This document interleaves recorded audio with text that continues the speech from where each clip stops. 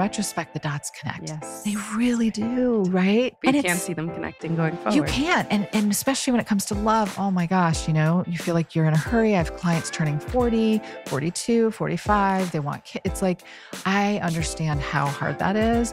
But I have so many success stories. Every one of my clients says the same thing. It was so worth it. Yeah. It was so worth it because I did this the right way. Yeah. Welcome to You're Allowed to Hate Your Husband, a modern day love story. I am Remy Stern. I'm a relationship coach, and we are going to talk all things relationships, from being single to dating to being engaged, married. Who you marry is the most important decision you will ever make. If you're looking for a wife, which is a beautiful thing to do, the best thing to do is to choose wisely. If you're thinking, what am I doing wrong? Everybody else has it right. Then you are in the right place, because trust me, nobody knows what they're doing. I'm so excited. Please hop right in, listen to this episode, listen to this series, and we are so excited that you are joining us here. Okay, guys, I am so excited for you to listen to this episode. We are joined by Amy Nobile, who is a holistic dating coach.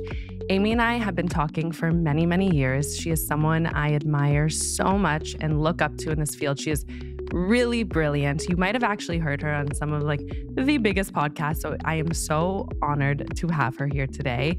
We don't just talk about dating. We talk about really allowing miracles to happen in your life and to come from a place of love and not fear, and just really accept everything that is meant for you in your life. So this episode is for everyone. It is definitely one of my favorites. So please hop in and enjoy this episode. I know you're going to love it.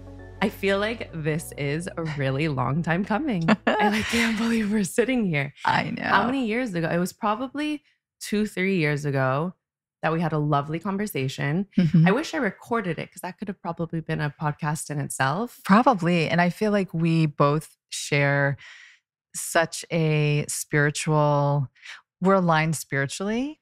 And so I think that's what initially connected us. Even just through Instagram, I felt like, oh my gosh, this woman is it's like kismet. I just felt it. It's so nice, because I wish, it's one of those things I wish I could film Jonathan and I's first date to know what that connection was in the first place. Yeah. But I wish I remembered where we began, but I feel the same way. Even just our 15-20 minutes of chatting before, I'm already blown away.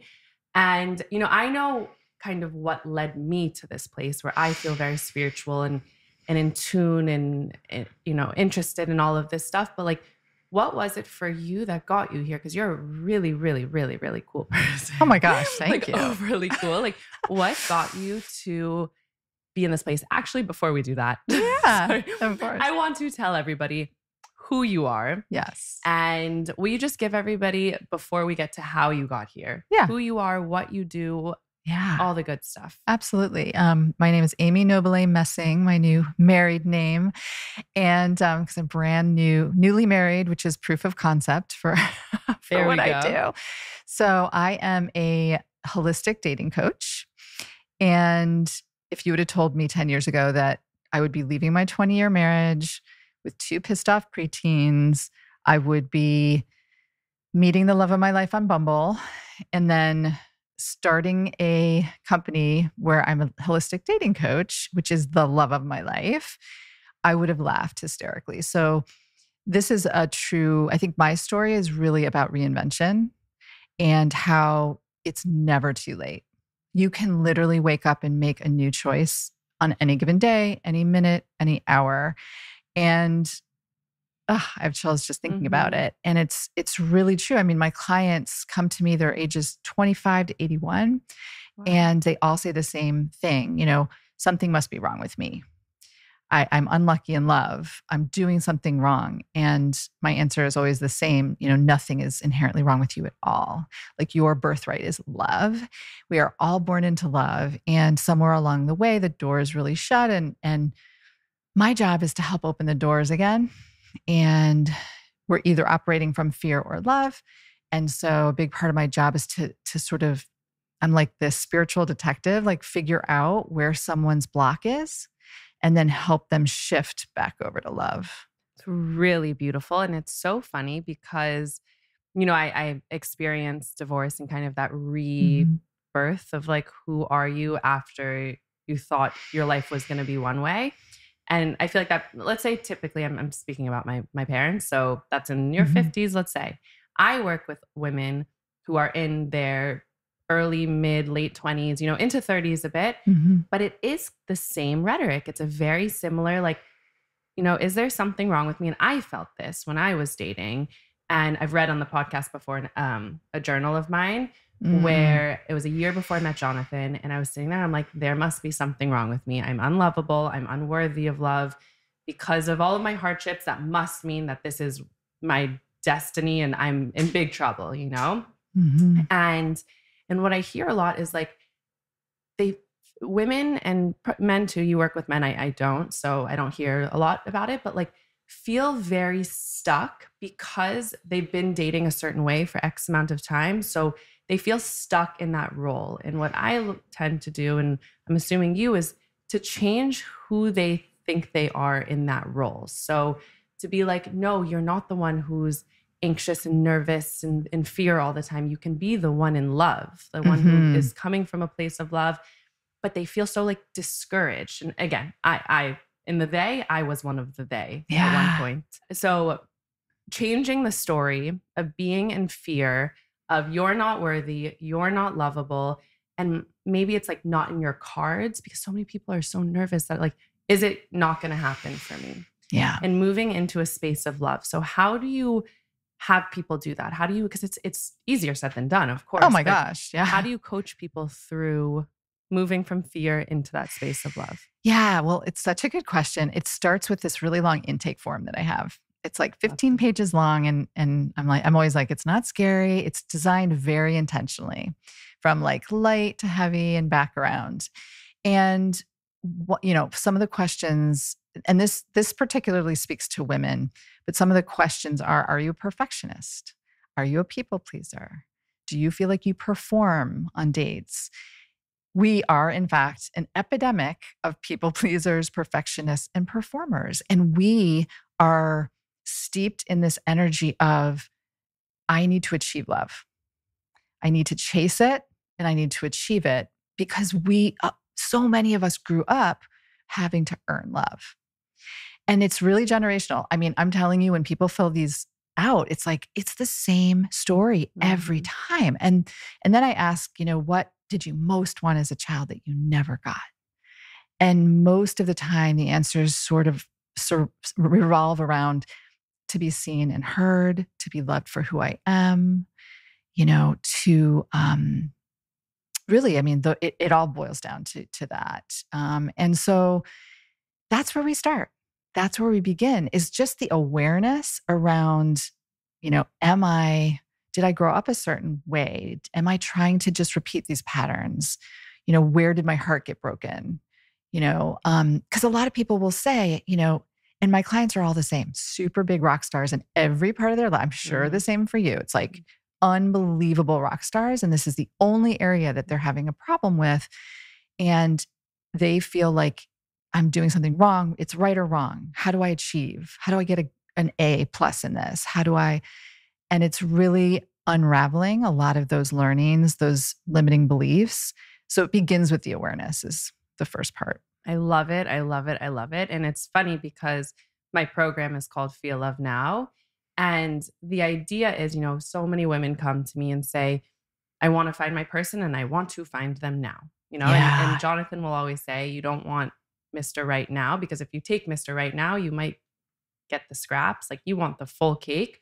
So you want Mr. Right, not Mr. Right now. Yeah. You might have to wait an extra beat for Mr. Right. Like he might be right around the corner. So you might need to wait. But the idea is, and what I love that you're saying is, so often we are looking for someone else to love us or love or validation from outside so we can feel it inside. So we're waiting for that thing to happen to us so that we can feel it. Yeah. When in reality, I'm sure you say this all the time and you know this, like it's really inside of us and someone else might be igniting that feeling, But guess what? When you start to feel the love now that is inside of you, you attract what you are feeling on the inside. I love to say, you don't get what you want, you get what you are. So if you are in love, if you are living in love, like it makes me so excited by like just thinking about living in love. Yeah. Guess what you're going to find? A whole lot of love around you. Yeah. And that's something that is really tough to understand for a lot of people because we didn't grow up that way. I have a lot of clients whose parents never said, I love you, or they weren't very demonstrative. There was not a lot of modeling going on. So, this is a brand new skill. And I love, the other day on Instagram, you said something that I love so much, and it was about unconditionally loving yourself. And I think, I want to talk about that for a second. I do think like when we say self-love, it's more than a bath. It can be a bath. It can be stopping everything in your day and saying, I'm worth this. I'm going to take a bath. But sometimes I'll have clients, I'll say, what are the conditions that you require in order to love yourself? It's a trick question, right? So people will say, is when I get dressed up, when I am feeling really confident, when I'm speaking so wonderfully to myself. And what you said on your post, I was like, oh my God, bingo. It's like, can you love yourself when you are feeling really crappy? Mm-hmm. When you look in the mirror and you just don't like what you see, when you feel like steeped in guilt for something that you've done and you feel like you're a horrible person, can you love that person? Mm-hmm. Chills again. Exactly. And it really does. And I say that like with coaching, and I'm sure you feel the same, it's very forward thinking. So of course, I care about the person's past, but I found with therapy that if I stayed in the past, I got real stuck. Like I want people to move forward. Yeah. That being said, there is a pocket of the past that you kind of can't move forward unless you look at it. And with the unconditional love, you learn this at a certain age, right? You come into the world and you are unconditionally loved. You eat, sleep. I just went through this with a baby. Like you eat, sleep, pee, poo, and you're just loved. You do nothing and you're loved, God willing, for, people who are lucky enough to get that love.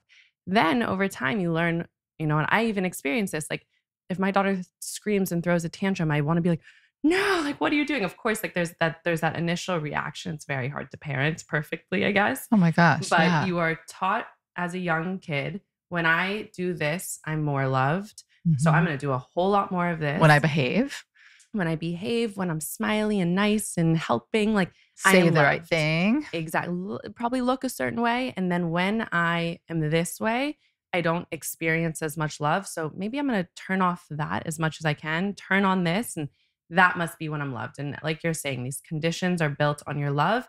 And then cut to, let's say 20s, you're dating, and all of a sudden you're looking for that love in your conditional love framework, like structure here. Yeah. So, right. And guess what? This person doesn't care that you got a promotion. It's not going to elicit the same feeling. So can I ask kind of a personal question? Yeah. I'm an open book. So I love it. You have 2 marriages, right? Mm-hmm. And I'm sure they both have so much beauty to them. Obviously, this new one is so exciting. I'm so happy for you. You just got married. Yeah. So do you feel like, were you in a different place from the first marriage to the second one? Do you feel like maybe you chose someone out of wanting to find the love the first time versus the second time? Like now that you do this work, are you able to look back and see a difference? Oh my gosh, absolutely. I mean, I am not someone who's like, oh, coulda, woulda, shoulda. I really believe that everything does happen for a reason, even if it's difficult to understand. I look back and I see the 24-year-old, 23-year-old girl and 25-year-old boy who, started dating and then got engaged 6 years later and had a 20-year marriage and 2 amazing kids. But it's obvious to me what our roles were at the time. We were 2 kids in our 20s, had really never gone to therapy, did not have a lot of self-awareness. I was definitely a obsessive people pleaser. That was my whole identity. And my ex, was someone who really, really wanted to be taken care of and needed to be taken care of. And so it really worked. The dynamic really worked for a very long time until it didn't. And I think, I often laugh if I were coaching that girl, like if I were coaching that girl now, I'd be like, oh, sweet girl. I say the same about me. Oh, sweet girl. Like you are so amazing. And wow, like can you see this, what's going on? And can you connect the dots from when you were growing up and how you always had to take care of your mom and you always had to take care of the family and to a fault? Like, do you see this? And do you see where, you could become a little more wise and independent and ask for what you need? Like all of these things, like I never learned. And so, yeah. Amazing. So let's go back to her, because I always say that, like, if you don't know what your purpose is in the world, a very easy place to look is where you've experienced a lot of pain and where you've overcome it. Maybe go back and try to help that version of you out in the world. So for me, I look at little Remy and I'm like, you're so cute. I love you. Like you did such a good job, but I wish I could have guided you through it better. And thank God we're both able to do that. So let's say that version of yourself then. Maybe if she's in the marriage, would you have anything to tell her to like improve it, get out, improve herself? Like be like, hey, start asking for what you need in the marriage. Could it, what is that advice to that version? Because I have everything from single listeners to engaged to, or maybe dating someone, they don't know if it's the right partner, to engaged to married. So like focusing on that pocket of yourself where you realized you weren't happy. Like, what would you tell her to do? Gosh, I love this question. I really haven't like really focused on me as the girl. So I think it's so interesting. Well, I would start with like the way I work with clients is who are you now? Like, what do you stand for? What are your core values? I have my clients take this core values quiz, and anyone listening can just DM me and I'll send you the quiz.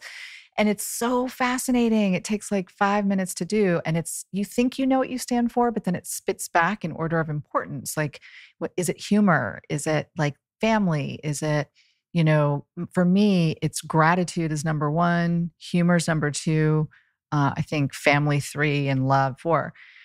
So when you know who you are and what you really stand for, then you can start to come from that place. Right. And then what's lacking for you, if gratitude is your number 1 core value, you need to have a gratitude practice, and you need to be with somebody else who really at least has an open mind around having a gratitude practice. So that was my roadmap in dating. But, I remember coming home with a newborn, and I remember we both got up that first night with this newborn when we were home, and I didn't know how to ask for help. And then from that night forward, my ex was like, this is a nightmare. Like I have to get up and go to work. I can't do this. And from that moment forward, I never, not once asked for help at all. And I went back to work 1 week later. I was at a press conference with Gavin Newsom in the Bay Area. I have no idea. It was delusional. I took 6 months. I mean, and I was sort of like freelancing. So I had it. It was very rationalized for me, but I still stuffed my body in a suit 1 week after. And then I remember like, I was at the press conference and Gavin Newsom was coming towards me and to say hello. And I had not brushed my teeth. And I was like walking towards him like, this is a nightmare. What am I doing? I don't think I brushed my hair for literally 3 weeks ago. It's so crazy. Bravo to you. So you didn't ask for help. Of course. No, not bravo. Yeah. So the women out there, please take the time it takes to heal yourself. Don't do this. Yes. Learn from me and don't do that. Yes. But it really, it didn't change. Like there was not one moment did I spend thinking about, does this work for me? Is this working for me? What do I need from a partner? Things would cross my mind like, this feels like too much, but I was too afraid. I was paralyzed with fear that if I asked for help, I would be unlovable. And that traces way back to my stepdad and that whole dynamic. And it took me decades to figure that out. So crazy. And what I love about this work is that it follows people through the entire process. So whether you're single, dating, engaged, married, if you feel like you're not lovable in the dating process, when you like ask the guy to, or if the guy like pays for you for dinner, or like if anything makes you feel unlovable, then trust me, it's going to follow you into marriage. So even as simple as like, if someone's like, I'm very lonely when I'm single, it's a very easy one to, because at that point you're alone. Guess what's going to happen? You're going to get married. And at some point, you're going to start experiencing the loneliness, because the same way that the love actually exists within you, it's not anyone else giving it to you. It's just unlocking it. The same goes for, the things that are unhealed follow you into marriage. They are not going away. And actually, someone gave me the advice very early on to say, I don't care what you do, but ask your husband for help from day one with the baby. And like, it's been the biggest blessing in the entire world to ask for help. It's amazing. Oh my God. Amazing. It's the best thing. That's so awesome. That version of yourself there, you would have said, start to notice yourself and start to ask for the things you need to. And what do you think would have unfolded in her life then? Kind of the same path that we're at now? I don't know. It's really, really hard to do this for yourself, which is why therapists have therapists. It's like, and we're sitting here. I'm doing a therapy session for and you I'm right like, now. oh no, I don't even really know the answer to this. That's okay. And I can do this for anybody else in front of me. But I think obviously I would have made some conscious choices that would have been really tough. And I don't, maybe subconsciously, I just was not even willing to go there. But I think now, I have women coming to me in this exact, a little further along, getting a divorce. So now it seems really, really obvious. But I do think the first step is to know who you are now. It's who you are now is not who you were a year ago or 5 years ago. It's like, and who you are now is not who your mom wants you to be or the expectations you had for yourself. It's like getting really gritty and really honest about who you are now. It's so good. So getting clear on who you are now helps you get clear on who you're going to end up with. And the truth is, and we both know this, who you marry is the most important decision you will ever make. Like, we go to all this years of school to learn about God knows what. I'm trying to learn about finances right now, and I just cannot help you. I cannot believe nobody taught me this. I'm like, I feel so silly. I'm almost 30 and I'm like trying to learn how to do these things. It's no one teaches us. I always say this, financial wellness or relational skills. It's so crazy mind-blowing. And those two are probably the most important, but even so, relationship, in my opinion, is the most important decision you'll ever make. And I heard actually a divorce lawyer has a really interesting podcast episode. I'll send it to you. And he says, if you were to be buying a car for the rest of your life, if I told you you had one car to buy for the rest of your life, most likely if you ask someone in their 20s, they're going to choose like a cool Porsche with 2 seats, like a very cool car. Maybe someone in their 30s is going to be like, no, I need more practical. Like, I need a bigger car. Someone with kids is going to say, oh, I need 6 rows for all of my kids and their friends. Someone later in life just wants something simple, right? So if you're going to buy a car for the rest of your life, it's going to have to shift and change. He's now talking about marriage in the sense where it's, you're buying a car that is going to change multiple times. So, your marriage before your kids probably didn't have those same stressors. Like, maybe he was going, I don't know if he's a golfer doing things. And you're like, oh, okay, I'll go with my friends and do this. But then you have this new chapter and it really, really changes. So choosing the right partner is crucial. It's crucial. And another exercise I have my clients do, and I bet you do something similar. I call it visioning, where you're really sitting down, and I have like another trick question on the intake, which is, what's the vision for your partner? And it's really funny because people will write like, oh my gosh, definitely dark hair, definitely athletic. It's a lot of external stuff. And then it's kind and generous. But then I ask them to do something a little bit deeper, which is, think about things like making each other's wounds a love language. Think about prioritizing the relationship above all else, if that's true for you. Think about, does this person make my happiness their own, truly? And what does that really mean? What does generosity of spirit mean to you? What does that mean? And so when you start getting down to like brass tacks and like the grittiness of that, it sort of changes the lens through which you look.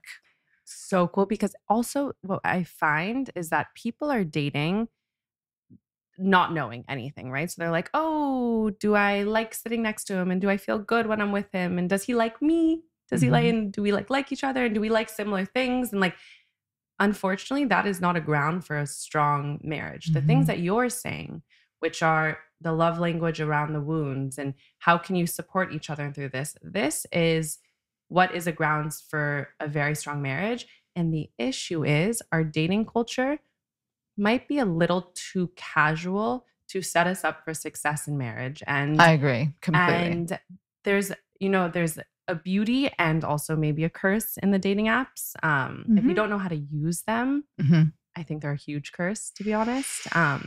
Especially from what I hear for women. And I hear a lot of stuff, so I might unpack a million things on you about it. Yeah. But do you think people can find like a really deep, strong foundational marriage through something that's as like simple as a dating app? So I love this question. I met Brett on Bumble 6 years ago. And here's the reality is that so the same amazing person that you might meet at your friend's dinner party on Saturday night is also likely on an app, right? But you're not going to swipe right. You're looking for a specific kind of energy. Because at the end of the day, and I talk a lot about this, all we are is energy. Like I do 4 information calls a week to see if I'm aligned to work with someone, and I refuse to do video. I only do phone because the biggest predictor of your dating success is not what you look like, where you live, how old you are, what you do, the color of your hair, height. Oh my God, height, people. I could talk about height and the issues around height. It is your energy. And so what happens when we pop open Bumble or Hinge, we are desperate to feel something. And no one knows how to do this well. So it's like some crappy pictures and a few lines, and you're just going to chuck your phone out of frustration. But there are hidden gems all over the apps. They're the same people walking down the street. You probably wouldn't want to date 98% of them, and that's normal. It's a numbers game, but it's the same thing. So that to me is the biggest barrier. Are there amazing people? I see it. Like I have success. 50% of my clients meet someone online. The other 50% meet in real life. I was going to ask. Yeah. Some real life? Yeah, completely. Because we just don't know when or how. So you have to once you switch your energy, and it's like a light switch. You move from fear to love. You start to open your mindset. You start to look at life, like flirting with life, and life is magic. And all of these synchronicities really are for a reason. It's like, you talk so beautifully about this, and it's like really falling in love with life. And again, a foreign concept to most people. It's like we work on that a lot. How do I wake up and how do I start my day with love? What does that even mean? What does that look like? Most people don't. What does that mean to you? I'm curious because I think it's the best thing in the world. What does starting your day with love look like? Well, I think we have to be really intentional because we're really busy humans and we have schedules and we're really programmed. So I have something I call 555. I try to make it as easy as possible. So it's a 5-minute guided meditation. You write down 5 things that you are grateful for, and you write down 5 things that you love about yourself, right? And this one always, people bristle and they're like, well, what if I don't have 5 things? Your best friend has a million different things, and it can be anything, but we've got to start the day with self-love. Oh my gosh, my legs are so strong, my eyelashes are long, or I love my laugh, and it really forces you to focus on that. And when you start your day with a calm meditation, and it's just that 6 minutes really starts to shift everything. It's so crazy how similar we are, because that's exactly I did that this morning. Yeah. And I find that we are typically in love with a version of ourselves who we think we don't know yet, who has the things we want, right? So people are I do a purpose exercise with people that it really just gets them super clear on who they are, just inherently, innately. This is who you are. This is who you're born as. And they're like, oh yeah, all of these things that I'm listing right here are who I want to be. They're who I'm aspiring to be. And the version of myself who's in a relationship and happy and has the home and the this, she is all those things, but I am not those things. Wow. So if you can fall in love with yourself as that person who is living the life. And I think it's so interesting what you said about, getting very clear on who you want to marry, the person that you want to marry. And I do a workshop with women like this, where you come up with what the person looks like, their emotional capacity, their spiritual understanding, maybe their professional, there's a bunch of things we go through. Then if you visualize that person, I actually get people very clear on who they are in the visualization, like how they're showing up, how they're waking up every single morning. And it's usually something along the lines of this, especially with the work at home culture. I find people wake up and they're slumpy like this because they don't need to go to an office, which I actually, when I worked in an office, did not like going to an office. So there also is beauty in that. Yeah. But they wake up, they schlumpy, just get out of bed, because why would you get dressed to sit in your apartment by yourself on a Zoom all day long? And they're not being that version of themselves. And so they're not in love with that version of themselves because they're putting that version out there. And it's kind of the concept of like, dress for the job you want, not for the job you have. Yeah. But if you can become the version of yourself right now who has all of those things and fall in love with the version of yourself, it's inevitable. Like you said, that you're going to find someone. We don't know how, we don't know where, we don't know if it's on the apps or in person or wherever it is, but it's inevitable. It's going to happen. Totally. It's like shining this giant light coming out of your crown chakra, right? Out of the top of your head, so the universe can find you and say, oh, light is on. Like the minute I start working with someone, like little mini miracles start to happen. And, it really is incredible. But I love what you're saying. And one of the easiest things to do, and I know this sounds dorky, and I'm sure that you have said this and agree, because it's like, how do you even start? Sometimes it's really tough. You wake up and you are heavy. You feel heavy. You're not loving a lot of elements of your life. It's like there are big things maybe that you need to shift, but you just haven't been able to. So how do you start? It's like smiling at strangers. Oh my God.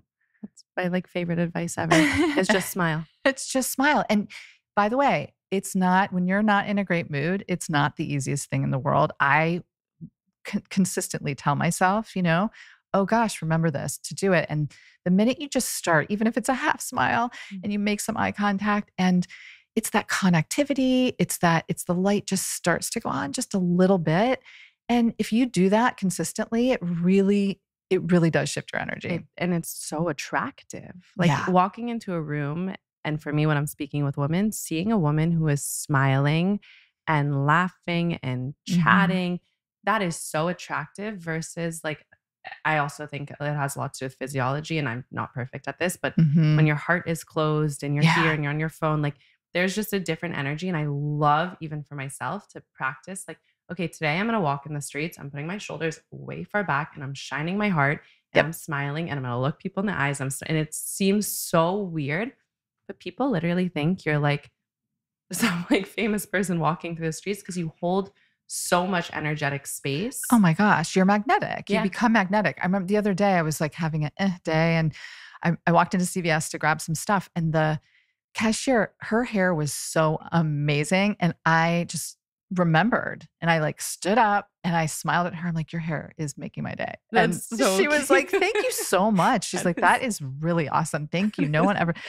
And that mini micro connection with this stranger and the smiles that we had together truly, truly did shift the energy. I was able to shake off some of the negativity. 100%. Yeah. Is this the same advice you give to men? Because I don't work with men. I talk to my husband all day long, and you guys know him. He's a hysterical guy. So funny. But do men also need this guidance, or is it more just I find men are more point A to point B, yeah, logical. I do love working with my male clients because they're just tell me what to do. Yes. And there's not a whole lot of overthinking.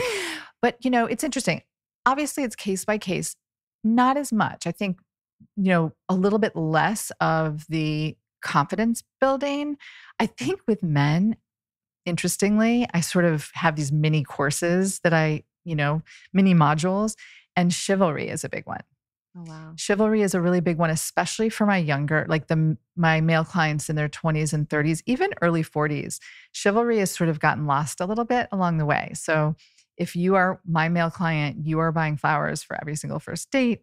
That's so cute. Like a tiny little, and so it's, what does chivalry mean is more. Yeah. And I think it goes along with masculinity and allowing men to be the masculine role, which they like to be. And it is such a dance between, and it doesn't mean women and men, and women are supposed to be in this box and men in this box, but biologically we are different. And so men have a biological way that's more outward and point A to point B. Women can grow life inside of us. We are much more intricate and think differently. And so obviously we're having to do this thinking work and the spiritual work, but we are different. And I do think chivalry has been actually taken from men. Oh, and yeah. I don't think they know maybe how.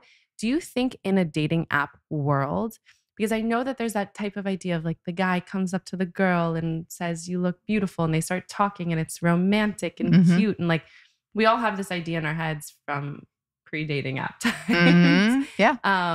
Is it possible to have the romance and chivalry and all of that through dating apps? 1,000%. 1,000%. Again, the very same people, it's not like the dating app people are robots that are a different category. We're all the same. And dating apps, it's the new version of meeting someone in aisle 6 of a grocery store. We can't do that anymore. We don't really have that opportunity. I remember when I was single, years ago after my divorce, and I would go into Starbucks and I was all excited and I would sit down and like no one would look at me. And if I did make eye contact, they're like, you're a psycho. Like, seriously. It is kind of true because we've been talking about making eye contact and that being a form of like opening up. But like, if you think about it, if you walk into Starbucks and someone's like looking directly in the eyes, you're like, uh-oh. Okay, like stalker, weirdo, I'm going to call the police. The only way you can make eye contact is when you're walking across the street because otherwise people will trip. But a lot of times they're still looking on their phone. I mean, it's sort of hard. So yeah, I mean, I think again, so yes, the very same people are on dating apps. I do think they're, when I'm coaching my female clients and I'll sit next to them while we're swiping, while we're talking online, we have very specific filters. And if someone is not being chivalrous, if someone, if you have to double message, I mean, we will not chase. We're looking for someone who's so polite, who's going to research a restaurant, choose one near you. I mean, they're very specific, it's not, maybe not popular opinion, and that's fine if this is controversial, but I am diehard. I am a diehard fan of chivalry. To me, men can be, like you said, they can be males steeped in their chivalrous behavior, and they can also be emotionally available. So I have this rule called the 3-4 rule. So by the end of the third date, we want to check 4 boxes, right? We need to know, is there chemistry? We need to know if this person is emotionally available and mature. We need to know if this person is ready for the same thing at the same level that you are, which trips a lot of relationships up when you don't unearth that. And are your core values aligned, right? And so that, having that mentality, like how to be conscious about this, how to be intentional about your dating life instead of what Disney taught us, which is, oh my God, I have butterflies. This means love. And then it's all just going to fall into place, And so that intentionality also aligns with chivalry because you want someone who is respectful of you. You want someone who is being intentional and who's being a gentleman, like in a hetero, Yes. So how do you gather this information on a first date? Because it's one of those things that you don't want to come off as too much like, hey, so are you looking to have kids and get married? And Jonathan and I say it's our like little recipe for success, and you say it better than we do, but it's, do you guys share the same values? Because that's the most important thing. Your looks will change over time, your likes will change over time, but your values will remain the same. Do you share a vision for the future? So, I readiness. Exactly. And then that spark, that connection, that spark that you can't describe it is honest chemistry. truth. It's the same. We're saying the same thing. Exactly. So that's our thing. How do you discover that within the first few dates? If this is, because I think people also, first of all, romanticize something like, he's so good on paper. And yes, he's good. Like they romanticize what it could be instead of what it actually is. Yep. And then unfortunately, I think some maybe men more than women will overpromise sometimes or like say the right things. Oh yeah. Even on an app, someone will say like ready for the real, ready for a relationship and monogamy. And people will say you have to match. Their words and actions have to match. So if you're on a first date, and I always say like, make it a mini screener date, like 45 minutes, juice, coffee, maybe an early drink. What I coach to, and I used to do this is, so you want to keep it light. Like, you can go a little deeper on the second and third dates, but on the first date, you can simply, if you know your core values, like I knew gratitude was important to me. So that would always lead the question. I would say, listen, I am fairly spiritual and I wonder, I know this is just coming out of the blue, but like what role does gratitude play in your life? And I loved asking that because it was me. I wish people would ask me that. And it taught me so much. I mean, some people would just like their eyes would get big and they're like, hey, weirdo. Yeah, I don't.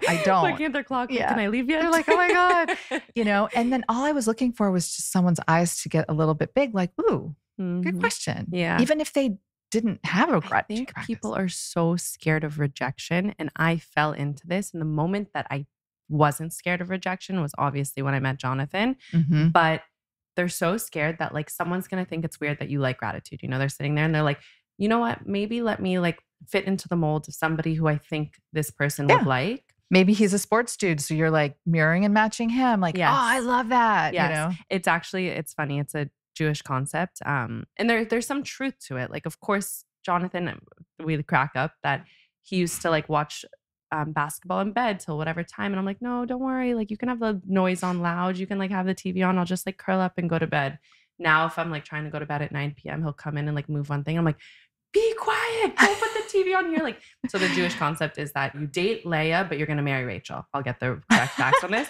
But the person that you date is not the true colors come out, but you want the person that you're dating to have the structure and framework of what you really want, because in marriage it's gonna like loosen up a bit. It's absolutely, and it's like you said, it's so scary to show the layers of yourself pretty early, because that feeling of are we really good, that I'm scared of rejection, am I really lovable? But the more you practice, and I watch my clients do this, you gain so much self-respect and so much self-love and self-compassion when you can show up. Like I used to show up and within the first 10 seconds, sometimes like, oh boy, like not going to be my person. But you could have put you could have put anybody in front of me and I would have had a good time on that date. I would have learned one new thing, and I would have just been me. So I think think about your core values, ask something like I have some clients where family really is the number one core value. And it's really important for them to have someone with family mind and be close to their family. And so instead of saying, oh, where's your family? Are you close? You say, who are you in your family? Right? Who are you? What role do you play in your family? So that we can drill down faster. Because people will tell you, oh, I'm the drug addict. Oh, I'm the black sheep. And it's true. Or I'm the clown. Like, I'm the wild one, or I'm the quiet one, or I'm the this. Peacekeeper, golden child. Like you get so much information. So that's number one. That's about, core value alignment. A really good question to ask on a first date to start to peel the layers of the readiness, because this is the really big, the tough one is, so tell me, how's your dating life going? Or how's online dating going for you if you met online? And right? You don't think that's something that would like scare someone away? I mean, if it does, then they're not. If you want a relationship and they're scared by that question, then they're just not at the same place in readiness. So, and people it's amazing what they'll say. They'll like, oh, it's a freak show. And ever since my ex broke my heart 3 months ago, so there you go. Like, oh, there you go. Yes, okay. They're not going to be ready, But what you're looking for is someone, even if it's a little forward for them, they're going to laugh and be like, woof, well, it's an adventure. And you'll probably get a little information like, well, I got a divorce 3 years ago. It's like, so, and again, be willing to share your answer too. And you can just, I call it skillful vulnerability. You never want to throw up a whole long story, but like I would give like a line or two. Yeah, I've been divorced. It's amicable. I'm having fun, but I ultimately I'm being intentional and I really would like to find a partner. So practicing like voicing what you want, voicing your vision. It's the practice. It's literally getting used to it, because I think a lot of us have shut that off in us. And it's practicing showing up. And it's a cool way to change your mindset. And I really hope people can hear this, because we're typically going into dates realistically wanting the person to like us so that we can feel good about ourselves. Yep. It's something that people fall into. But I always say, like, when people are working with me, let's start to experiment. Let's try new things. If it doesn't work, great. You found something out, you move to the next thing. But usually when you have that playful experiment mindset of like, how can I try something new? You're not focusing on them liking you. You're focusing on who you're being and like what feels good to you. And what you're learning. Yeah. Like I learned something about myself. Like I tried this really hard question and I kind of put myself out there and I felt good about that. I felt like I was more me. And the thing is like, you are not going to be for everybody. And that's okay. You are uniquely you. You're this amazing, amazing spirit and energy. And why would we expect everybody to love You're looking us for one person. It only takes one. Yeah, that's literally that's your podcast. Name of my podcast. Yeah. You're looking for one person. So why are we trying to make every single person like us so that we can feel good about ourselves? You're looking for one individual person who has the things we spoke about. So I'm sure you have this a lot too, because if someone's coming to you, they want it.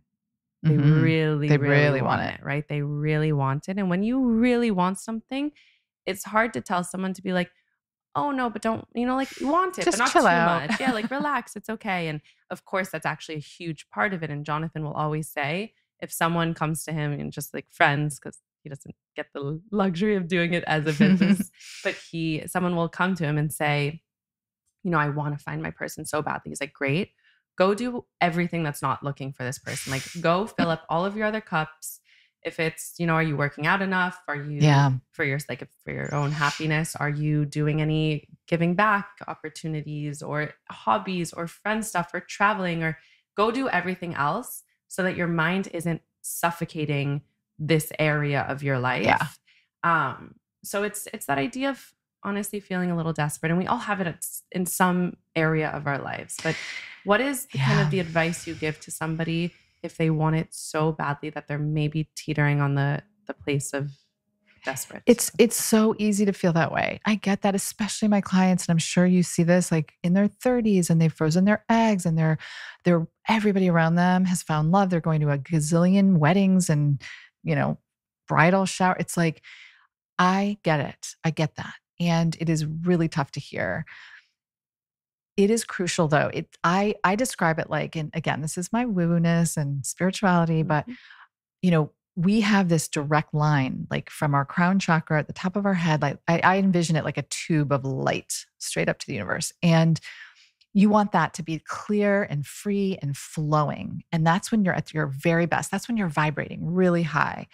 And when we try to force something, anything in our lives, we're trying to force it, whether it's trying to have a baby, whether it's trying to get that exact job, trying to, get a partner, you're going to put a kink in that hose of good energy, of bright light energy. And it's that simple. You're blocking that energy that you need and the universe needs to give back to you. So it's baby steps. It's like for a lot of my clients, it's like really, really having that morning practice so that they feel good about themselves. It's, not double messaging people. It's really, really knowing that like you can date a bunch of people. It's okay. Like don't get hyper focused on the one person. Don't play the tape. People play the tape. They go on one date.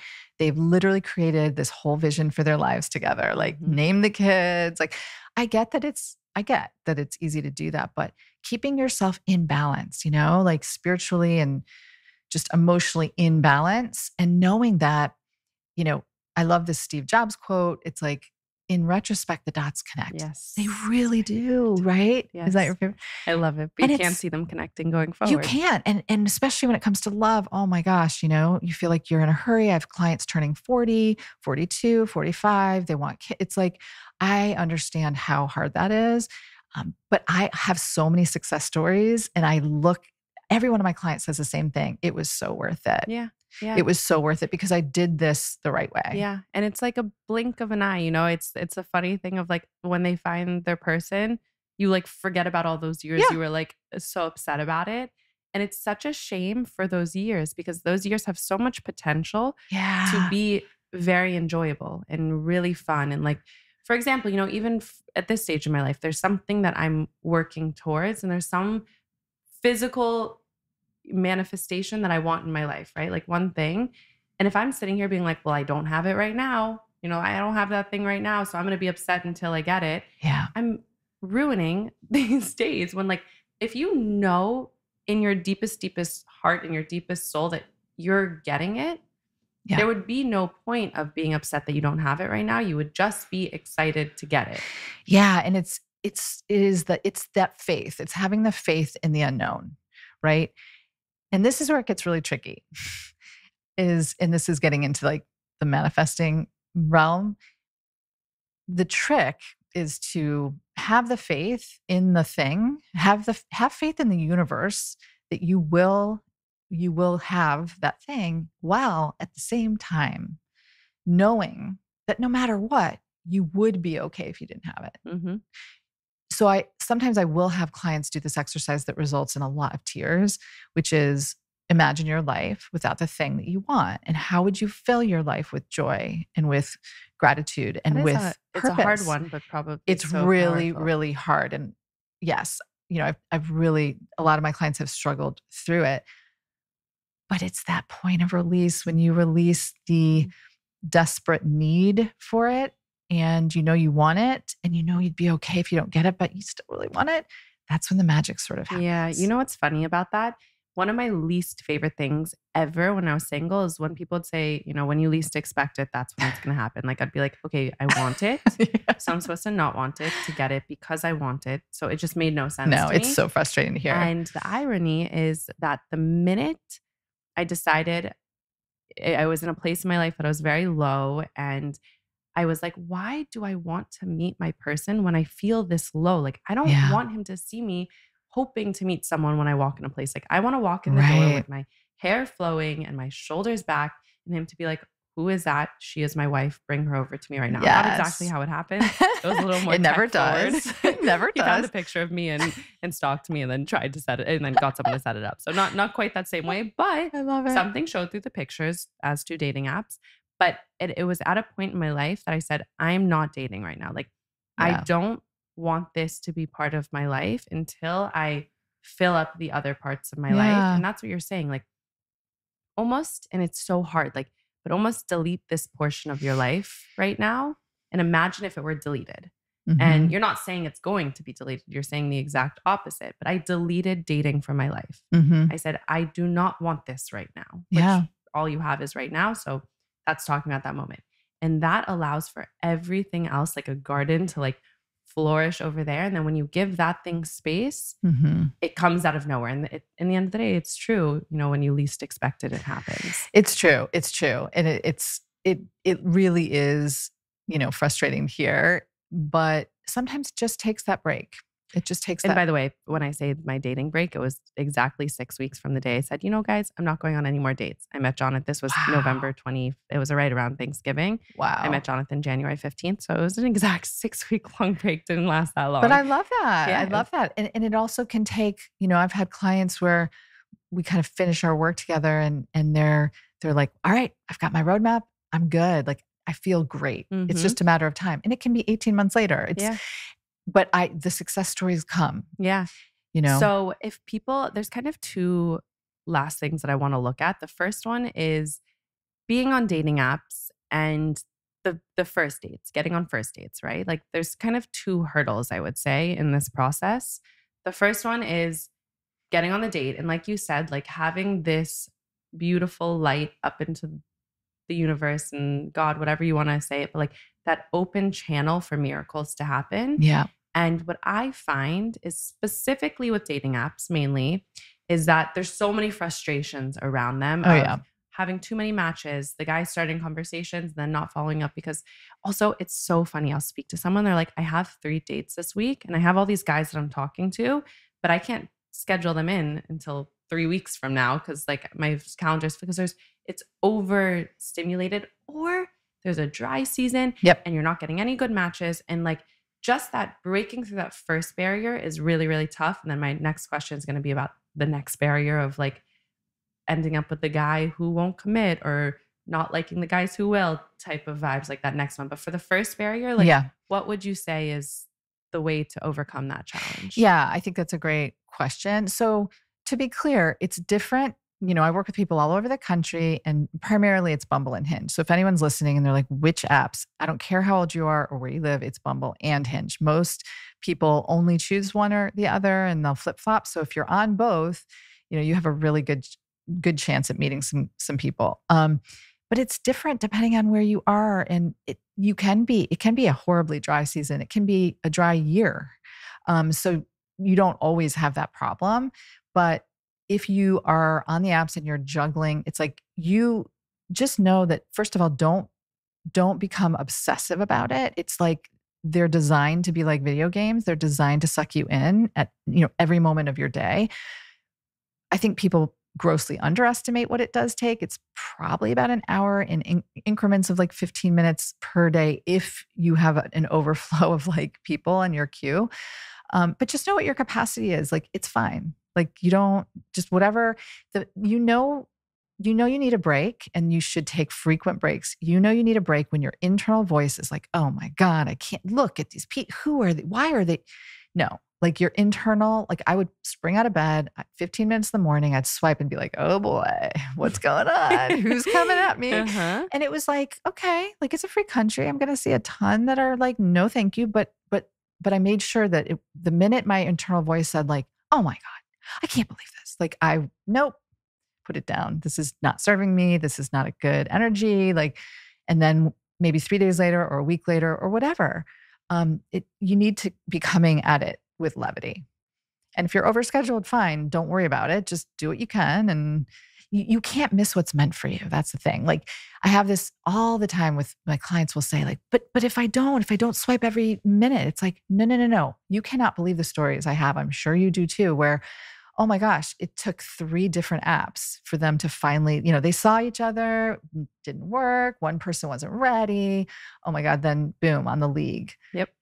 So it's really interesting. Or just like the most random place ever. Like, it's as if you're like swiping on the app and like you bump someone on the streets and then they're like, hi. And then that's the person. Like, you just never know. You make up this whole story about the app. Yep. But I find that if you're doing something without joy, it's never going to work out in your favor, and you're going to end up with someone who you're not meant to be with. So, I mean, think of it like if you have like 4 job interviews and you're just like, you wake up and you're in a bad mood and you go on the job interview and you're like, yeah, whatever, what's going on? It's like, how do you want to show up to this? It is the most important quest of your life. So make sure that you feel great and that you feel, full of positive energy, and bring it to dating. And if you're having an off day, then let it go. Yeah.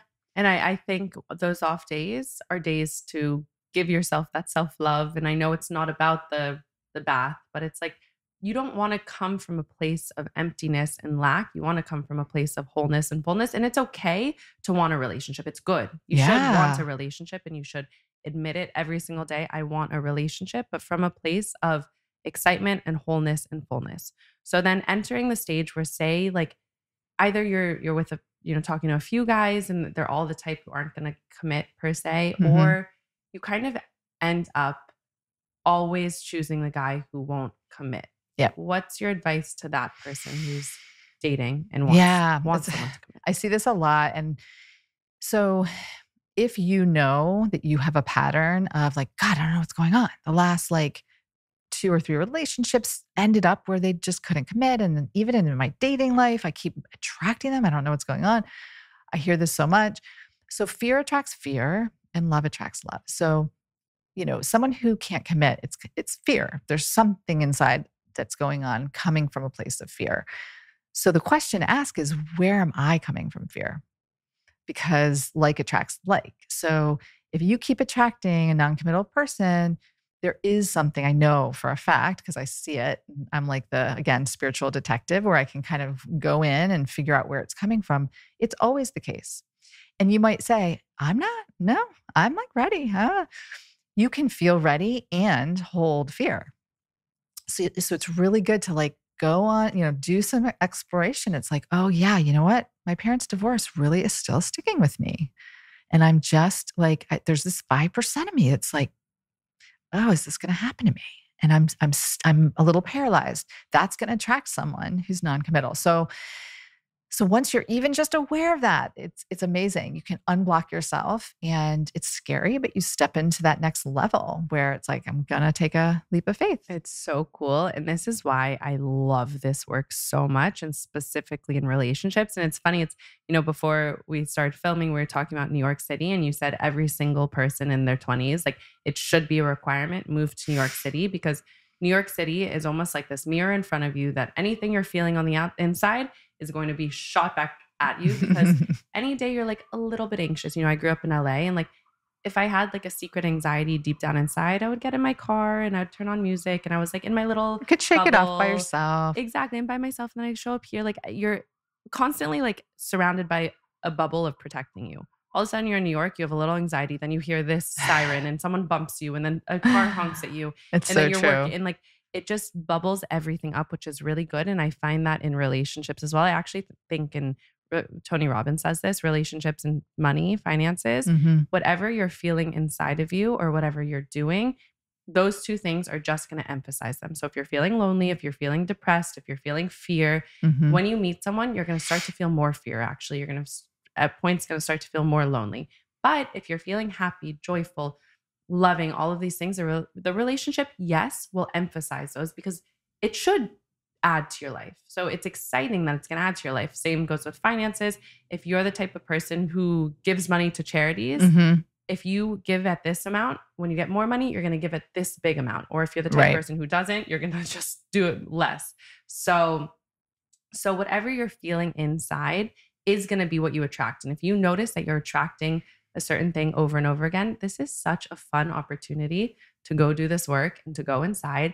And when you do it, it seems like you end up in a marriage that, God willing, hopefully will last your entire life. Yeah. And this is a contract that we want to sign for a very, very, very long time. So if you can do it right, go for it. It's all the foundational stuff we were never taught, to have these conversations about commitment and what does that actually mean to you. And like I coach clients, like, I have two different sets of clients who just became exclusive with this person after 2 and 3 months. And what does that actually mean, to have that commitment and have that conversation versus just like hoping for the best and hoping you both end up wanting the same things. And so, yeah. So if you were to give one last piece of advice, we're going to do actually to two different people in this conversation, but one person who really wants to meet their person for life, but is feeling so down in this whole search, but just wants to commit to one person for the rest of your life, what would you tell them? Yeah. So I think, this whole universal feeling of feeling unlovable is so pervasive, and I see it so much. And I just said this, I gave a speech last week, and I said this is being lovable is your birthright. It just is, like as newborns, when you have a 2-year-old, like we're all born into love. And I mean, name a newborn or a toddler who walks around like, ugh, I'm okay. Like 0% of them. They all run around like, this is the most magical place on earth. I am magic. Love is here for me, for you, for all of us. We love each other. We're all amazing. And the doors just start to shut along the way. And we start to, these, limiting beliefs become embedded. So going back to day one, like know that you're lovable. You are lovable right now as you are. If you didn't change one thing about yourself, you are lovable. So coming from that place, that's where you start. So the funny thing is, I'm not even going to go to my second person, because I think that is the advice to any stage that somebody's at in life is return to yourself, whether you're in the relationship already and say you're feeling that friction and you're feeling this, like people will also come to me when they're, let's say, in a big argument with their spouse. Yeah. And I'm like, okay, I know this is going to be the worst thing that you're ever going to hear, but we're not even going to talk about your spouse or what's going on with him. Like, let's return to you and where you are feeling that lack of love in yourself, what it tells you about yourself, this, but like, if you return at any stage in your life to being love and lovable, you will just overflow. Like I see it, like you see the light there. I do too. And I love it. I'm going to do that every morning now, but like that overflowing cup of love. Mm-hmm. So for somebody, because I decided not to ask about the second person because your answer was just too good. If somebody wants to move into this place of love, what is your one piece of advice to be like, this is how you can connect to the love? Is it that morning practice, or is there one more thing that someone can just like hold with them and take with them to be love? Yeah, it's such a huge, huge question. I don't know about you. For me, I mean, if I could talk about meditation all day long, I would. I've been meditating for 10 years. I feel like the world would be a very, very different place if we all meditated, you know, and people will ask me like, why do you meditate? Why do you talk about it so much? Why do you think it's so important? Because you realize that the voice inside your head is not you. And I think like to know that you have possibly been living for, however, most of your life with a voice that talks to you every day. So good. And it's not you. It's just this voice in your head that has, again, name a toddler that's got a voice in their head like, yeah, you're just okay. Don't do that. You can't do it.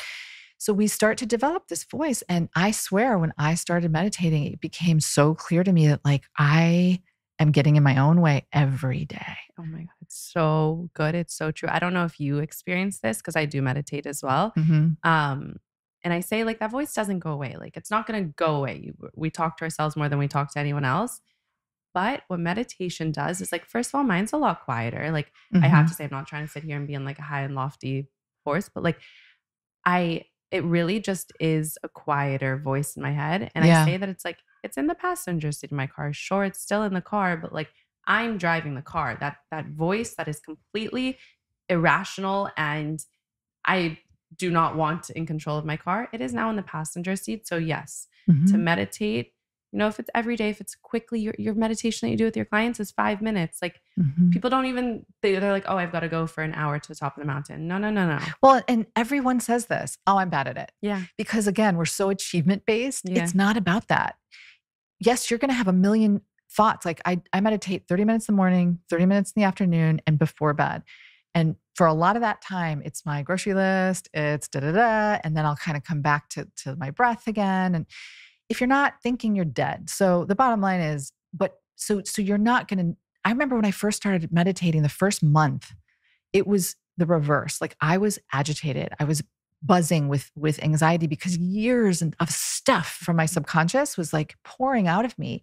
My kids were like, you got to stop that. I don't know what you're doing, but it's not good. We do not like this. And I went back to my meditation teacher. I'm like, I must be doing it wrong.